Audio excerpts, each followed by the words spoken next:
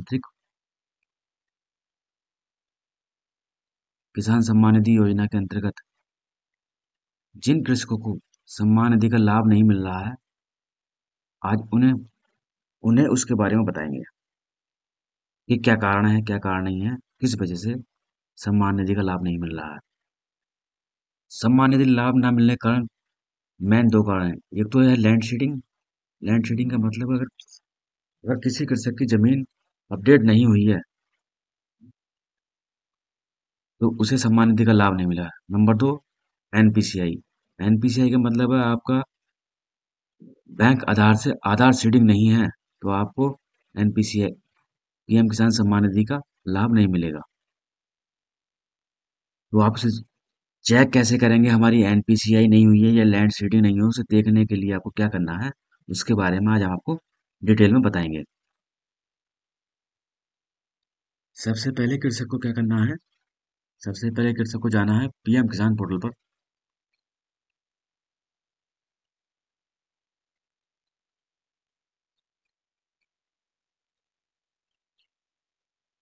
Google Chrome में जाएंगे। Google Chrome में जाने के बाद में पीएम किसान लॉगिन करेंगे। पीएम किसान का जो पोर्टल है उसे खोलेंगे। उस तरह का इंटरफेस आएगा ओपन होकर के। तो इसमें जो है देखने के लिए सबसे पहले आपको क्या करना है, आपको चेक करने के लिए सबसे पहले अपने रजिस्ट्रेशन नंबर की आवश्यकता होगी। और रजिस्ट्रेशन नंबर निकालने के लिए आपके आधार पर मोबाइल नंबर लगा होना जरूरी है। अगर आपके आधार पर मोबाइल नंबर लगा होगा तभी आप एनपीसीआई और अपना पंजीकरण प्राप्त कर सकते हैं, और एनपीसीआई और आधार सीडिंग तभी देख सकते हैं कि हमारे जो पंजीकरण है उसमें क्या क्या समस्याएं हैं, क्या क्या समस्याएं नहीं है। उसे देखने के लिए सबसे पहले आपके आधार कार्ड पर मोबाइल नंबर होना अति आवश्यक है, क्योंकि मोबाइल पर आपका ओटीपी जाएगा। ओटीपी जाने के बाद में उसे आप वेरीफाई करेंगे। वेरीफाई होने के बाद ही आप पंजीकरण प्राप्त होगा। और पंजीकरण प्राप्त होने के बाद फिर एक बार और वेरीफाई होगा, तो उसमें जो आपका जो आपने केवाईसी कराई है, जिस नंबर से केवाईसी कराई है उस पर आपका ओटीपी जाएगा। तब जाके अपना स्टेटस पूरी तरह से देख सकते हैं। तो आइए हम स्टार्ट करते हैं देखना। तो सबसे पहले ये न्यू फार्मर रजिस्ट्रेशन है, ई केवाईसी। अगर किसी किसी की ई केवाईसी नहीं है तो यहाँ जाके ई केवाईसी कर सकते हैं। तो हमें क्या करना, नो योर स्टेटस। तो हमें अपने स्टेटस के बारे में पता करना है कि हमारा स्टेटस क्या है। तो आपको यहाँ क्लिक करेंगे।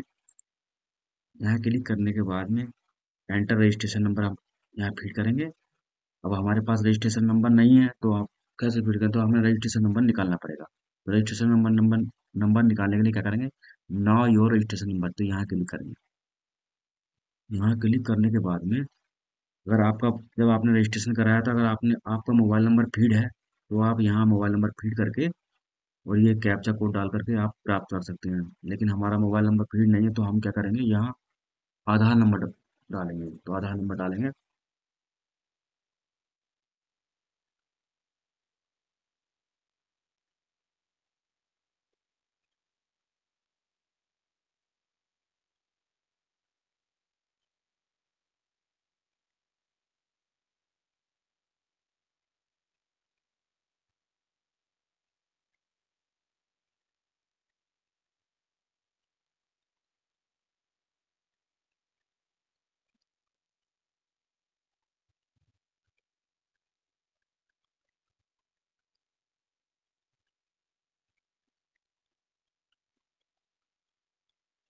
ये हमने आधार कार्ड नंबर डाल दिया। आप डालेंगे हम इस पे जो जो कैप्चा कोड है हमारा,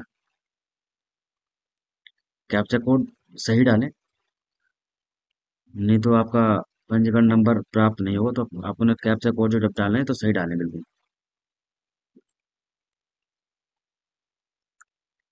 अब हमने कैप्चा कोड एक बार चेक कर लें कैप्चा कोड ठीक है या नहीं है।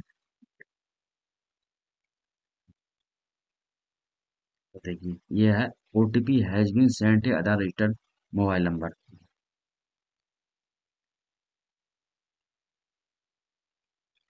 अगर आपके पास आधार नंबर रजिस्टर्ड नहीं है फिर भी आप अपना पंजीकरण नंबर प्राप्त कर सकते हैं। तो हमें यहाँ कोई भी आप ओटीपी डाल के उल्टा सीधा ओटीपी डाल सके अपना प्राप्त कर सकते हैं। तो आप उल्टा सीधा ओटीपी डाल दीजिए।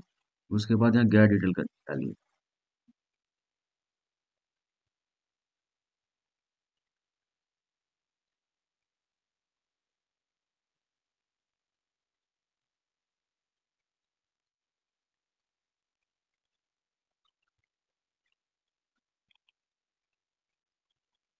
आप ओटीपी नहीं डालेंगे तभी आपको मिलेगा। अगर ओटीपी डालेंगे, अगर डालेंगे तो सही डालेंगे, अगर नहीं बिना डाले ओटीपी भी आपको अपना पंजीकरण नंबर प्राप्त कर सकते हैं।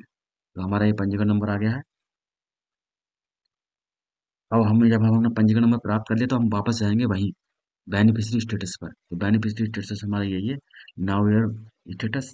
तो हम यहाँ फिर अब हमें पहले पंजीकरण नंबर मालूम नहीं था, लेकिन अब हमें पंजीकरण नंबर मालूम होगा तो हम यहाँ डालेंगे अपना पंजीकरण नंबर, पेस्ट कर देंगे। यहाँ हमारा पंजीकरण नंबर ये आ गया। अब हम दोबारा से फिर इसे चेक डालेंगे, कैप्चा कोड।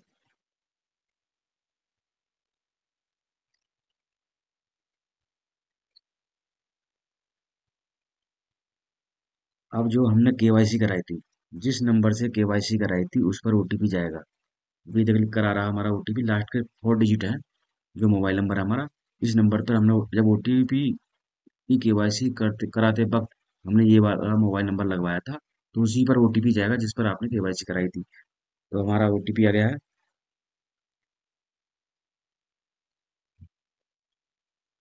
अब हम इसे वेरीफाई कर देंगे। नहीं, गेट डाटा प्राप्त करेंगे, हम यहाँ से डालेंगे तो इसका तुरंत जो भी डाटा है सारा निकल कर आ जाएगा। देखिए, ये कृषक का नाम, गांव का नाम और कितनी किस्तें प्राप्त हो चुकी हैं। अब हम देखें एलिजिबिलिटी स्टेटस, यानी कि कृषक की जो योग्यता है, उसकी पात्रता जो है वो देखेंगे। तो यहाँ लैंड सीडिंग जो हमने शुरू में बताई थी आपको, लैंड सीडिंग कृषक की जो जमीन है या भूमि है वो अभी अपडेट नहीं हुई है, या फिर कृषक ने अभी अपनी जमीन अपडेट नहीं कराई है। तो अपडेट कराने के लिए कृषक को क्या करना है, अपने आधार कार्ड की कॉपी और खतौनी की कॉपी अपने तहसील में जाकर के, या फिर किसी भी कृषि कर्मचारी, जो कृषि का कर्मचारी है उसे जाकर के आप इसे जमा कर सकते हैं। तो आपकी लैंड सीडिंग हो जाएगी। दूसरा नंबर, आधार बैंक अकाउंट सीडिंग स्टेटस।